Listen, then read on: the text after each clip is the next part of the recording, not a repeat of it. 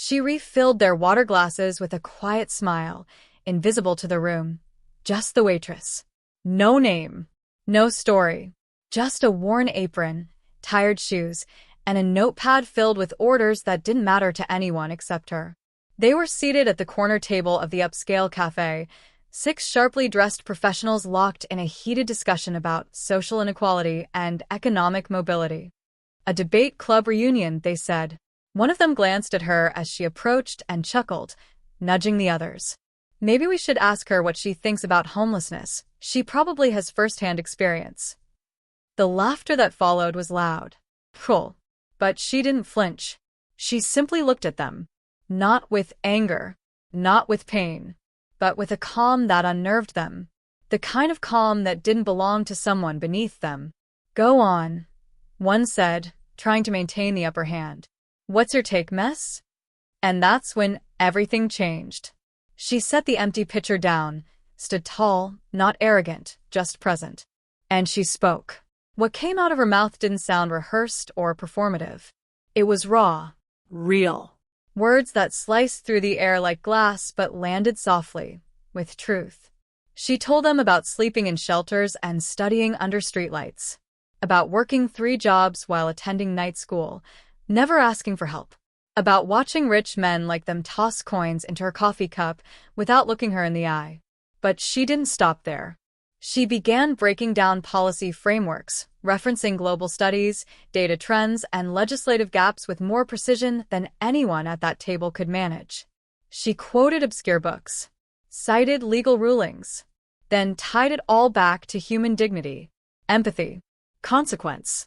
The room went silent. Phones stopped buzzing. Forks paused halfway to mouths. Even the manager, who had walked over prepared to apologize for her interruption, froze in his tracks as the weight of her words filled the space. Tears welled up in the eyes of one of the women at the table. Another man looked down, ashamed. But no one knew the full truth yet. They didn't know that the waitress had once been a keynote speaker at a global summit before she disappeared from the public eye. That she had walked away from her career after a tragedy no one ever reported. That she owned the rights to a research paper the man sitting across from her had just claimed in the debate as his own work. And still, she didn't say it. She let her silence do what her words had already begun: shift the room. The debate ended, not with a winner, but with a question. Who is she? They didn't ask aloud. No one dared. Later, after the group left, quiet, shaken, one of them lingered behind. The man who mocked her first. He asked her name, not the name on her tag. Her real name. She just smiled. You already know it. That night, trending videos popped up on TikTok and YouTube Shorts.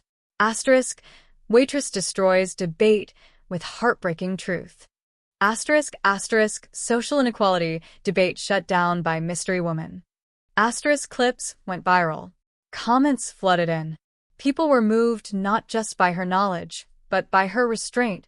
Her dignity. The cafe phone rang nonstop. Reporters. Foundations. Universities. Everyone wanted to know who she was. But she was already gone. She left behind only a note for the manager, typed, signed with an old foundation logo no one had seen in a decade. A logo tied to millions in anonymous philanthropy. The kind that funded scholarships, shelters, rehabilitation programs. No one knew the donor.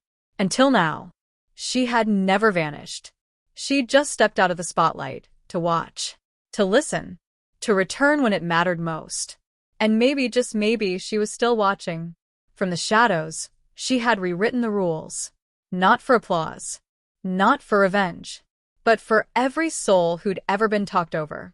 Looked through. Silenced. And now, her voice echoed across the world.